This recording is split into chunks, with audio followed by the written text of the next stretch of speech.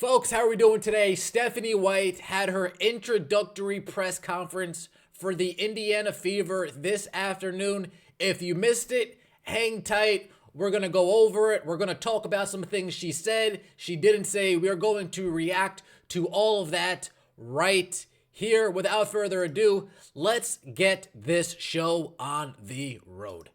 And now the reason that we're all here, I'm so excited to welcome Stephanie White back home as the Indiana Fever head coach. Back home, folks. It's a family affair. Thanks, Amber. Thanks, Kelly. It's going to be really hard for me to not get emotional here today, but, I think for all of these people, all these familiar faces in the building here today, this is coming home for me. It has been such an experience with this franchise for nearly 25 years from day one. And the opportunity to come home and to lead this young, exciting, talented team, to work with Kelly again, who is, the best architect in the WNBA and has put together championship teams year in and year out, to finally work with Amber. I've seen her at many stops along the way as well, and then certainly to continue to work alongside my mentor in Lynn Dunn, who from the time I was about 14 years old, up until now and beyond, has been an incredible resource, sounding board, motivator for me in my quest to be the best that I can be on and off the floor. And certainly when you think about the Indiana Fever and the Indiana Pacers, and what I have always loved from day one of this franchise is that they are spoken equally. The Indiana Pacers and the Indiana Fever and Herb Simon and the Simon family, and the opportunity that has been presented to a number of players and staff who have come through this franchise to be on an elite level every single year. And so I want to thank them. I want to thank Mel Raines, who first got here in 2015 when I was here for the first time as a head coach. I'm not sure where Mel is, right there as well, for welcoming me back and for the job that she has continued to do as well. I mean, you all know, you've been here. This is just a really, really special place. It's a special franchise. It's been a part of my DNA from day one, and will always continue to be a part of my DNA. And multiple times, Scott would ask me every time I came home, Pat would ask me every time I come back, what's it feel like, when you come back in this building? And every time I said, it feels like home. It feels like home, and that's because it is. And I am so incredibly honored, so humbled, so thankful, grateful, and excited to lead this franchise and taking it to another level. You've got incredibly talented players right here in Caitlin and Aaliyah and Lexi, a team that was incredibly fun to watch, very tough to game plan against.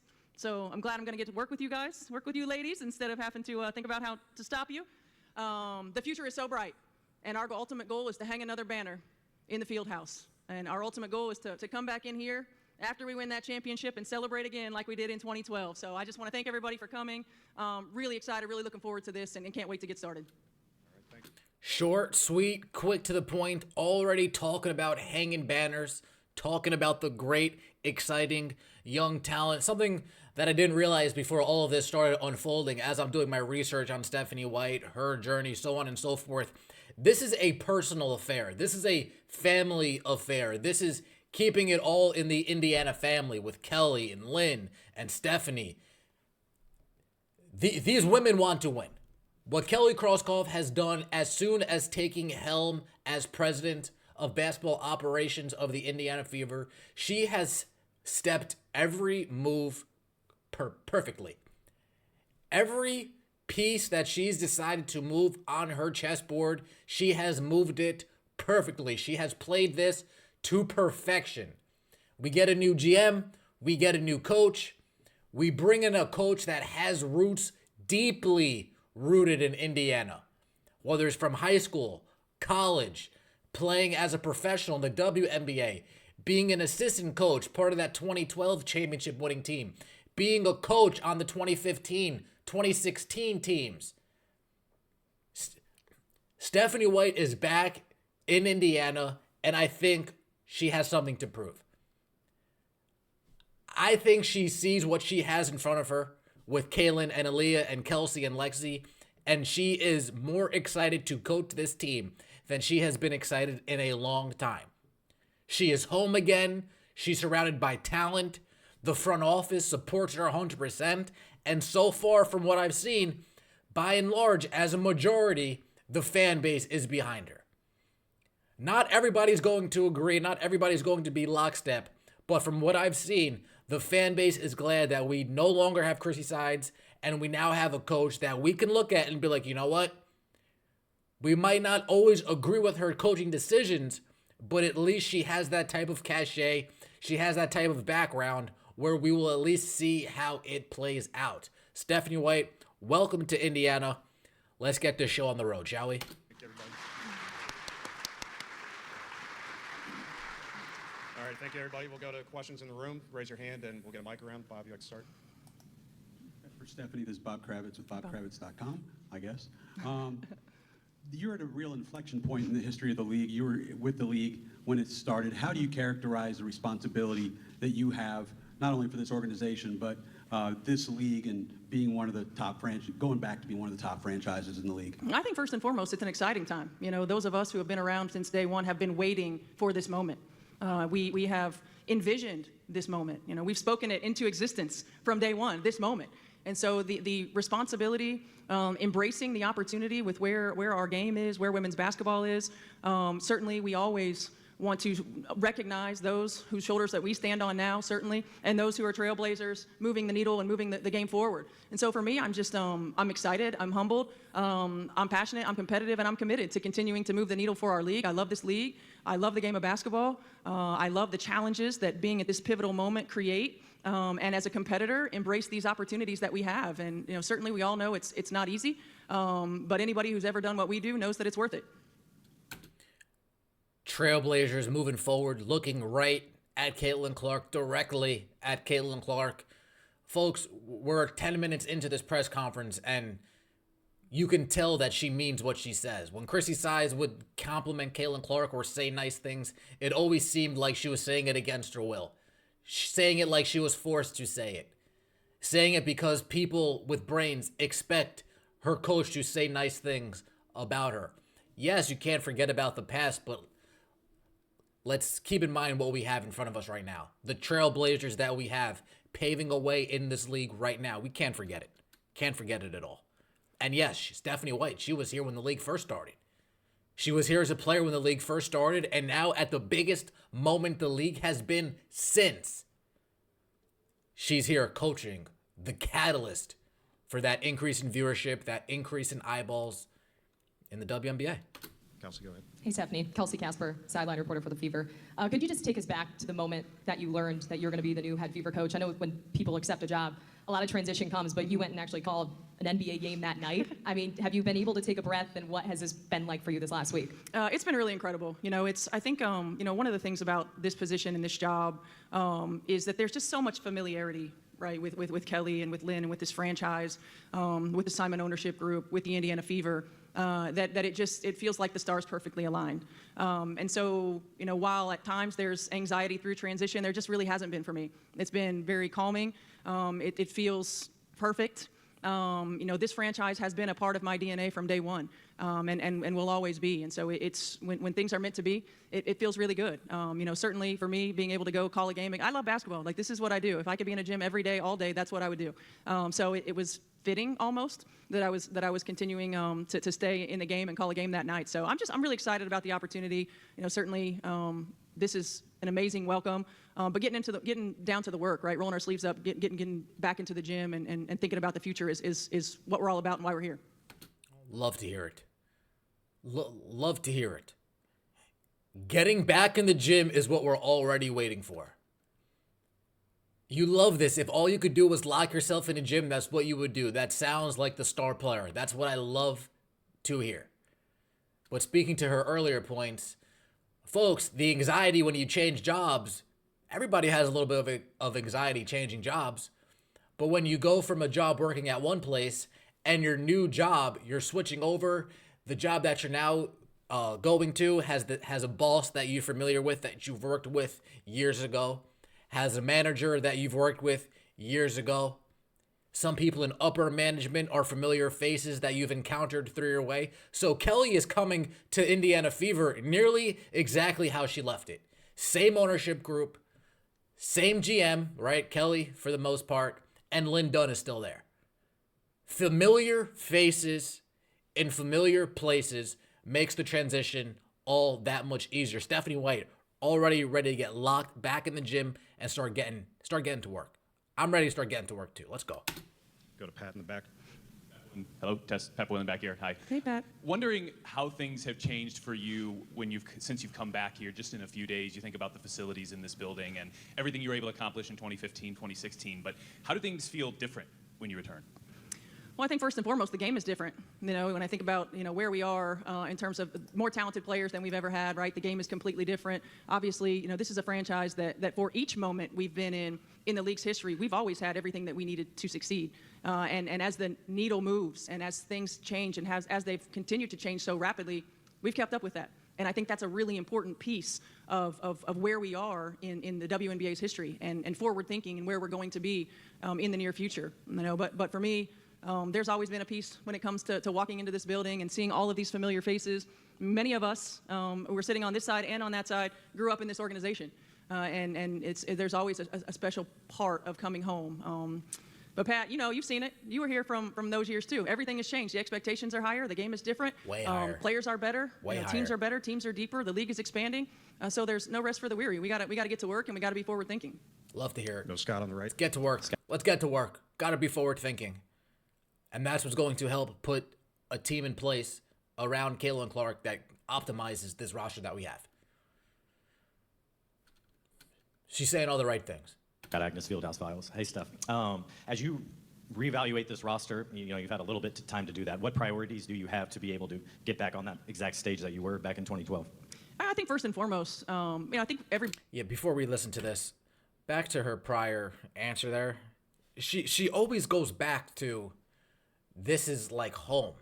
These people are family. I'm telling you, this is not only a great hire from a basketball mind standpoint, this is a great hire that you have a person that's not from the outside coming in. This is somebody from the inside that has been around all of these people, all of these reporters, all of these fans. The new fans are now taking a liking to Stephanie White. She's been around from the dreary practice facilities to what they're practicing now, the dreary amenities to the amenities now. She has come back to Indiana at the perfect time. Timing is everything. Let's get to work. Get back on that exact stage that you were back in 2012. I think first and foremost, I think everybody knows and understands that there's never a substitute for experience. Like, this is a young roster who gained valuable experience throughout the course of this season. And having playoff experience is so important. You just never know what you don't know. And so the experience that these players gain throughout the course of this season, the experience that they'll continue to gain, throughout the course of this league is so important. And there's no substitute for that. Amber and I and Kelly are just talking about, players and evaluations before we came out here. And building quality depth is going to be important. When you have a core three like we have, surrounding them with players who are going to, fill the roles, certainly, first and foremost, who are going to embrace the roles, secondly, and who give us the best opportunities for success by complementing what they do really, really well. We have seen in this league's history, how difficult it is to win a championship. The margin for error is small. The margin for error is small. And when you're building teams, it's not about always just getting the best players. It's about getting the best complement of players who fit well together, who play well with one another, who work to bring the best out in one another. I believe truly in my heart that connected teams are winning teams. And so people who fit, players who fit the culture of the Indiana Fever and where we are and where we're moving towards. Culture of the Indiana Fever, where we are, what we're moving towards. NaLyssa Smith, see you later. See ya, don't want to be ya. Players that embrace their role. NaLyssa, see ya, don't want to be ya. The whole entire answer to this question leads me to believe that NaLyssa Smith's bags are already packed. In fact, she might already be on the next Greyhound out of Indiana at this point.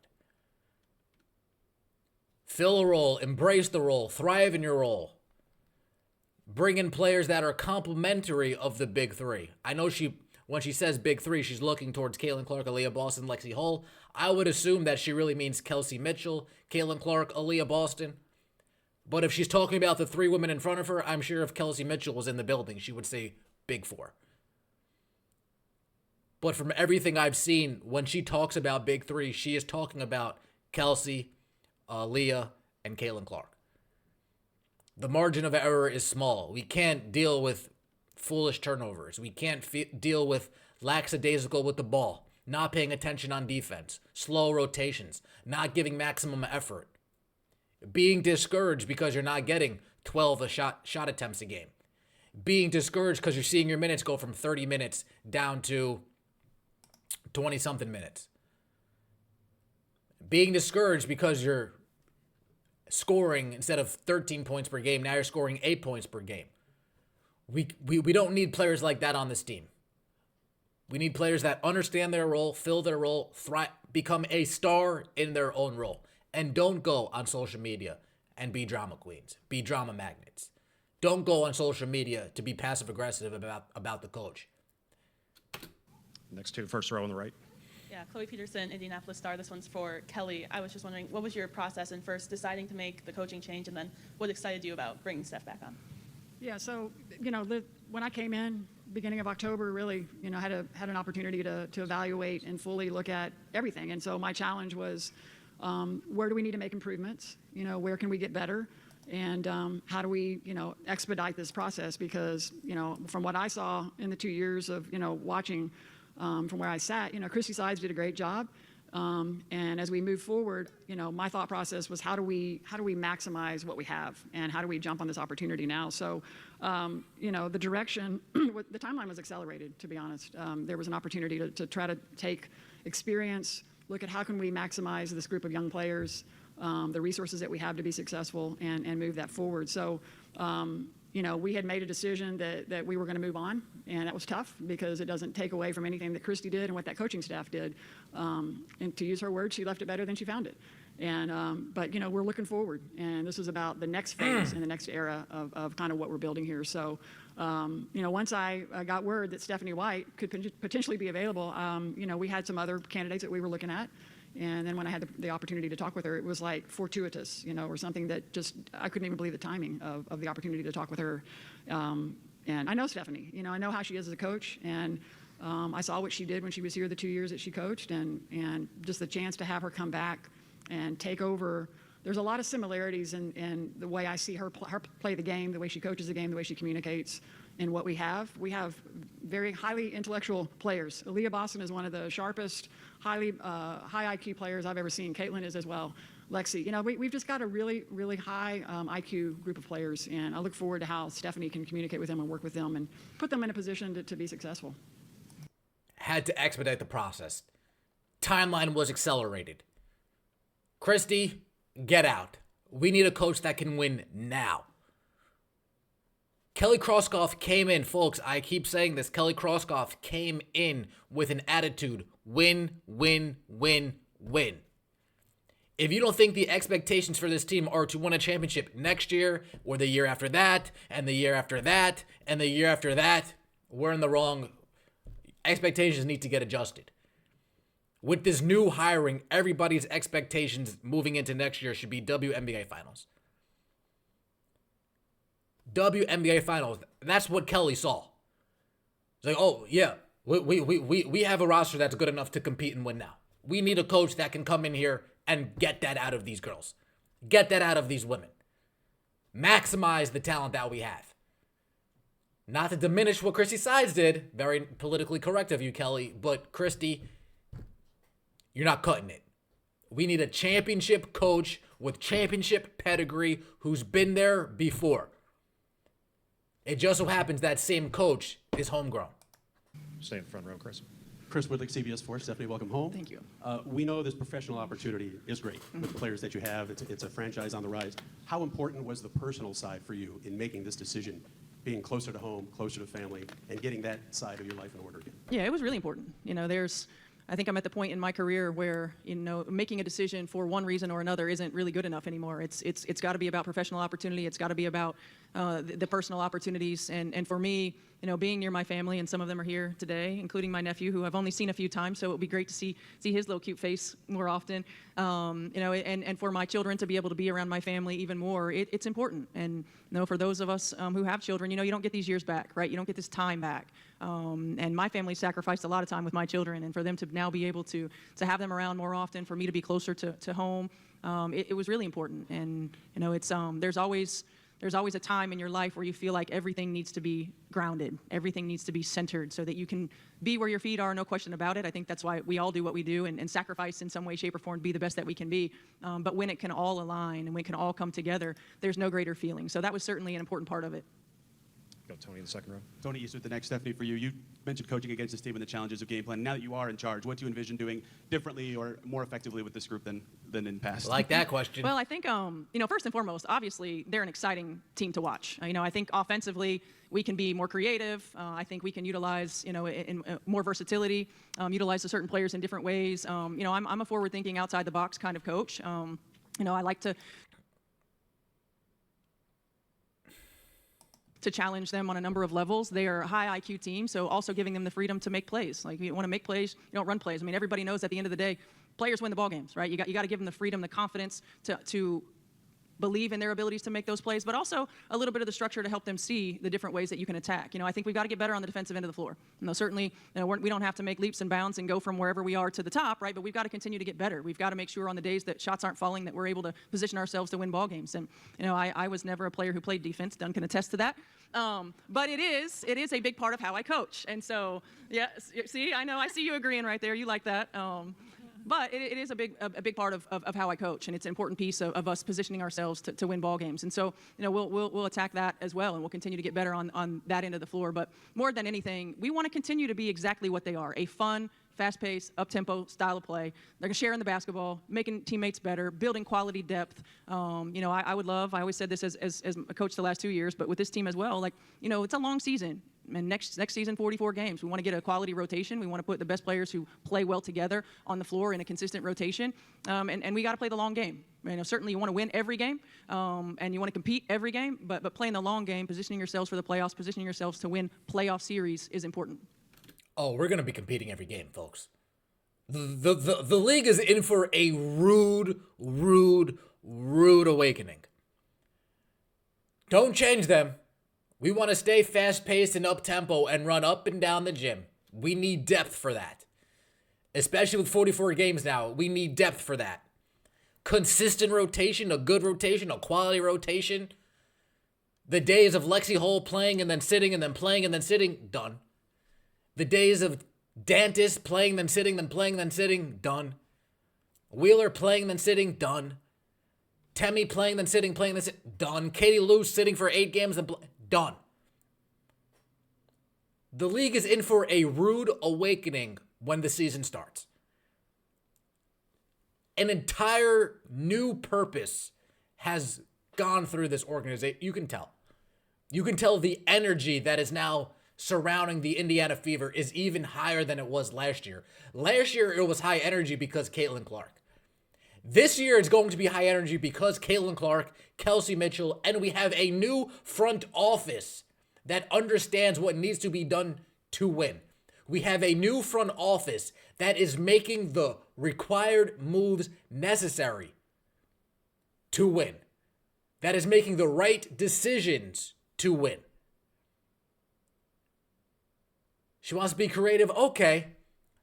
She's an out-of-the-box coach. If you say so, I haven't really seen anything out of the box from what you did with Connecticut. But I'll take your word for it.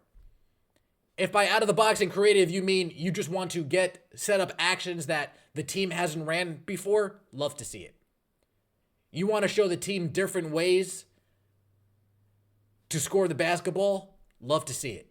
You don't want to run too many plays, but you want to have enough freelance actions that there's still a method to the madness going on the court, love to see it. I'm telling you, folks, we're going to, game one, we are going to watch this team play and be like, wow, I was not expecting that. I was expecting improvement, but that, I wasn't expecting that. And we still haven't shored up our roster yet. You know they're making moves in free agency, whether it's Satu Sabali, Isabel Harrison, whoever it might be. You know there's going to be some serious moves in free agency to add to this roster on top of the WNBA draft. Whether it's Wes Beld or Sonia Citron, I'll take either of those Notre Dame girls. Either of them. Go in the back, Pat again. Kelly, as the architect of the championship era of the Fever previously, how would you compare where this group is right now as you're building to get back to? Folks, a lot of talking about the championship era, a lot of talking about the championship teams, a lot of talking about hanging banners, a lot of talking about old banners, a lot of talking about getting back to winning, a lot of talking about wanting to win every game, a lot of talking about wanting to compete every game. These are great things we need to hear. To that level? That's a good question. Obviously, I had 16 years with Tamika Catchings as our focal point, so that was a good place to start. And we were a defensive-oriented team. But I would say, Which is why I didn't play. I know exactly. Steph's saw some time on the court. But it's, there's similarities in that, you typically have like a core group that you want to build around. And then I would always add veterans, players that veterans kind of figure out, they've been in it a little bit. So, talent obviously wins as well. But there's a lot of similarities in a point guard like Caitlin that can help make other players better. I mean, it's kind of similar to the way we started building around Tyrese Halliburton. There's ways that you can build around a player that knows how to pass the ball and get other people involved. But look, it's like Steph said, the margin of error is. She is the one that traded Sabonis for Halliburton. That was her move under her watch. We have a great organization. We can attract a few free agents to come here and bolster and keep us on the path that we're on. Talking free agency already. Amber, as somebody that's held key positions at different franchises over the last couple of decades, I mean, what about this opportunity excited you, was able to pull you away from those opportunities? Kelly Krauskopf called. That was a big one, to be able to work alongside someone like Kelly. Obviously, this roster and what's happening here in Indiana, these incredible players, it was really a no-brainer. It is a role that is very similar to positions that I've held in Connecticut and Phoenix, so I'm very excited to have a foot in both the business and a foot in the basketball. Again, that feels like a very comfortable space for me to be able to marry the two together. So it's really just, as Steph said, perfect all the way around, personally and professionally. Love Amber, woman of not many words. Short, quick to the point. She understands the opportunity here. She has utmost respect for Kelly.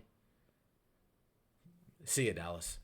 I gotta go win a championship. It's been fun here, but I gotta go. Local ESPN.com. Steph, both as a broadcaster and as opposing coach, you've studied Aaliyah and Caitlin a lot. I wonder what has really stood out to you. They're the past two rookies of the year. What stood out to you about how they played individually and also how they played as a pick-and-roll duo? I think first and foremost, they're both incredibly competitive players, and there's a fire and a mentality that you can't teach when it comes to competitive spirit, and when it comes to being a great teammate, and when it comes to lifting those up around you, and watching both of them grow into not just the players that they are, but grow into the spotlight that they have, how they lead, how they make their teammates better, how they lift one another up, how they've handled all of the things that have come their way, and all of those things that come your way are certainly earned when you're put in this position, right? It's like, people say it all the time, like, oh man, you'd hate to be. No, you don't. Like, as an athlete, this is what you want, right? You want to be the one that is the hunted. You want to be the one that has the opportunity to impact, and not just impacting, little girls and boys, but impacting the game, impacting your team, impacting our culture, and these two have led the way with that. And then you put it together, and you've got the point guard in the center. Are you kidding me? Like, you've got the bookends that you want to build around, and these two are the best, and I think that there's so many things that they do well right now, and you saw the difference from the beginning of the season to the end of the season, and how much better they got with one another, how much they could anticipate what one another was going to do, how they facilitated with one another. But there's so much room for growth, and when you think about a Stockton and Malone, right? You think I know you guys are too young for that reference, but when you think about the great point guards and post players that our game, not just our league, but our game has seen, they are going to go down as the greatest. And I'm excited about the opportunity to work with them. I'm excited about the opportunity that we have to build from those starting points and build out, and for the longevity that those two could have in Indiana, in Indianapolis, and hanging banners in this building. All of those things are so exciting. The future's really bright, and I'm just glad to be a part of it. Folks, do you see Stephanie White's mouth right now? She is drooling in excitement on what she's about to walk into with Clark and AB. She is she can't contain her composure. I seriously believe she means it when she says, by the time this is all said and done, these two will be hanging banners. These will be the best point guard, center, point guard, power forward, wherever you want to place AB, duo ever to touch the WNBA. And I believe she is actually taking that as her own responsibility. This is a promise. Banners, the greatest duo in WNBA history. The greatest point guard center duo, in WNBA history. 22, 23, 24-year-olds. You got at least 8 years left, 10 years left of them both together. Banners is the right answer. Banners is the right idea. And she mentioned room for improvement. Again, that's the scary stuff, folks. Those are the scary things that I'm referring to. Room for improvement. It's going to get nasty out here. It's going to get How often did we see a pick and roll Kaylin pull up midi? Not too often.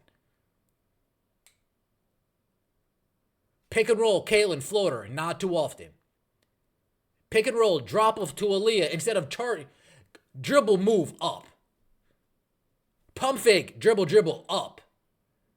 Decisive movements. Movements with purpose. I hope this isn't, the Christy Sides, Aaliyah Boston's going to dribble 6 times in the same spot. We don't need that. I'm hoping this is AB. When you get the ball, make a move.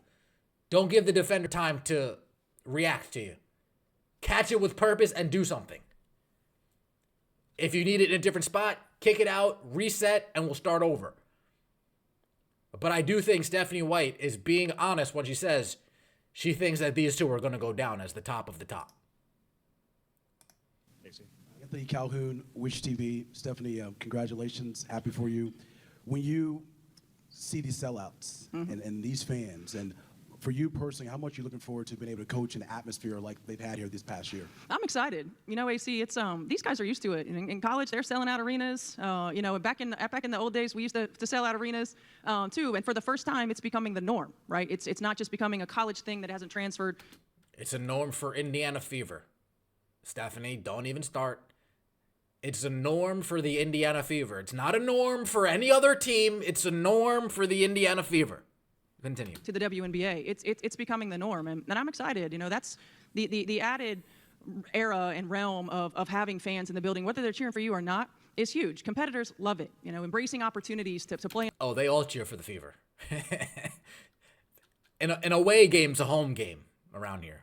In front of a lot of fans, embracing opportunities to impact those 1 or 2 or 3 or 4 people that are in the arena just by doing what you love to do every single day, just by signing autographs before or after the game, right? Just by getting on the floor after a loose ball. I have Lexi. boys, and I love having my boys who are wearing the WNBA jerseys. Who are shooting shots and acting like they're Caitlin Clark and Aaliyah Boston and Tamika Catchings. That was their first jersey, right? And so this is such an incredible moment on a global scale for our game, for our players, for us who have been around for a long time, and I'm embracing this. I will always embrace it. I don't think any of us will ever take it for granted because this is what we envision. And now we get an opportunity to live it. Done was from the time when you were driving the station wagon, right? The wooden station wagon and doing the laundry, to now. I mean, talk about trailblazers, and for me and for Kelly and for Amber to have been able to sit at those tables and have those conversations with Dunn and Mickey DeMoss and Gail Gestenkors and Pat Summitt and just hear where it started. And now be able to live where it is. And for them to be able to carry it to where it's going, it's just such an incredible opportunity and such an incredible moment. Man, she loves this shit. She loves this organization. Being away must have been torturous. Yeah, she won Coach of the Year. Yes, she went to back-to-back semifinals. But this, it's oozing out of her at this point. Got another one. Kelly, we talk about Steph now being in a comfort zone. How about the same for you? This is one less thing for you to worry about. You know exactly how she operates, what she is like. And then also, what does maybe the next 2-3 months look like for you in reshaping maybe what this roster looks like? So, yeah, I mean, we're competitive. So it's great to be here, but I can't wait to get to work because I'm already thinking about what we need to be on the phone with teams right now because, our next opportunity is the expansion draft and how that looks and what's around that we can potentially get involved in that somehow and get a player. That's what I love doing. That's what I did all those years was, finding ways to add another player to our roster that's going to impact us and help us get better. So those are the things, the roster, obviously, finalizing Steph's staff and rounding that out. But primarily, from a player perspective, it's roster building time. So we'll be looking at that starting in December with expansion draft, and then of course free agency following in January. Anybody else? Anything in the room? All right. Kelly's. Folks, it is time to win. When you're talking about picking up teams and calling teams, it's trade time. Acquiring players during the expansion draft, how are we going to do that unless we make trades? Kelly's like, celebration's over. This was the last piece of the celebration. Celebration's over. Party time's over. Time to get to work. Time to put a roster in place that is going to take over this league. Time to maximize Caitlin Clark. Time to get the most out of Aaliyah Boston. Time to turn Kelsey Mitchell into a top 5 MVP candidate. Yes, we're about to have 2 top 5 candidates, folks. That's what time it is. A player averaging over 20, a player averaging over 25. AB 18 and 12. It's gonna get nasty out here. This is a warning to everybody. Look at Kelly's face. She is not playing around. She is not playing around one damn bit. Let me know what you guys think in the comment section below. I appreciate all of you guys. Have a good one. See you later.